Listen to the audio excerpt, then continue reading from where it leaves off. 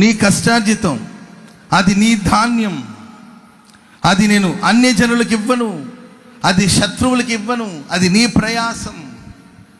చాలా సందర్భాల్లో ప్రయాసం మనది, సొమ్మకుడిది సోకొకటిది అంటారు కదండి మన భాషలో. కష్టం ఎవరిదో దాని ఫలాలు ఎవరో అనుభవిస్తూ ఉంటారు. నెలంతా కష్టపడి పనిచేసేది ఎవరో, కానీ వడ్డీ రూపంలో కావచ్చు, హాస్పిటల్ రూపంలో కావచ్చు. నీవు ఎవరికైతే వడ్డీ కడతా ఉన్నావో వాళ్ళు మేడల మీద మేడలు కట్టుకుంటూ వెళుతూ ఉంటారు. నువ్వే హాస్పిటల్ చుట్టూ తిరుగుతుంటావో వాళ్ళేమో అభివృద్ధి పొంది వెళుతూ ఉంటారు. కానీ నీవు మాత్రం అక్కడే ఉంటావు. నీ కష్టార్జితను ఎవరు అనుభవిస్తున్నారు?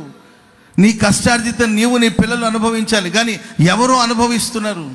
దేవుడు అంటాడు, నేను యెరూషలేము మీద కావలి వారిని నియమించున్నాను. లేకపోతే యెరూషలేము మీద నన్ను దేవుడు కావలి వారిగా ఉంచుచున్నాడు. కనుక మనం రేయైనను పగలైనను మౌనంగా ఉండక, మనం విశ్రాంతి తీసుకొనక, దేవునికి విశ్రాంతిని కలుగు చేయక, రాత్రింబగులు ప్రార్థన చేసే అనుభవంలో మనం ఉండగలిగితే మన కష్టార్జితం అన్యాక్రాంతం కాదండి.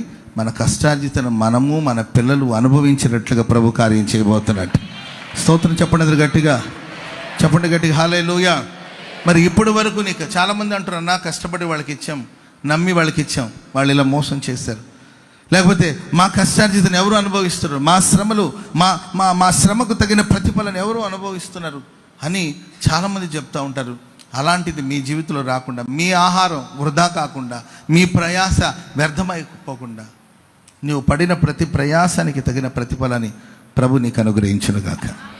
స్తోత్రం చెప్పండి గట్టిగా, చెప్పండి గట్టిగా, హల్లెలూయా.